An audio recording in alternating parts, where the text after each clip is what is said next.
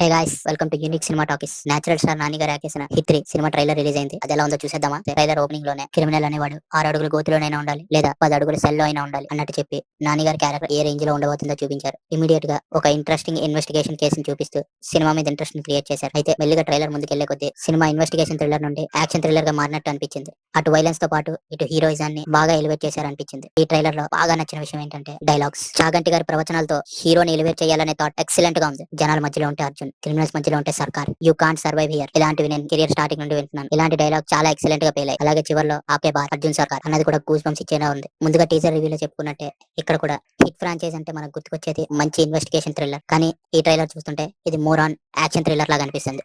Heroism కి violence కి ఎక్కువ ఇంపార్టెన్స్ ఇచ్చినట్టు అనిపిస్తుంది. హిట్ 1 హిట్ 2 తో కంపేర్ చేస్తే వాటిలో హీరో క్యారెక్టర్ తో పాటు స్టోరీ ఎలివేట్ అవుతుంది. మరి ఇక్కడ వైలెన్స్ మీద ఎక్కువ ఫోకస్ చేసినట్టు అనిపిస్తుంది. అది ఎంత వరకు బ్యాలెన్స్ అవుతుందో చూడాలి. ఇంక ఈ ట్రైలర్ లో నాని గారి క్యారెక్టరైజేషన్ తప్ప పెద్దగా ఏమీ రివీల్ అవ్వలేదు. సో సినిమాలో ఏముందో చూడాలంటే May 1 వరకు ఆగాల్సిందే. Hit 3 releasing on May 1. For more filmy related content, do subscribe to Unique Cinema talkies.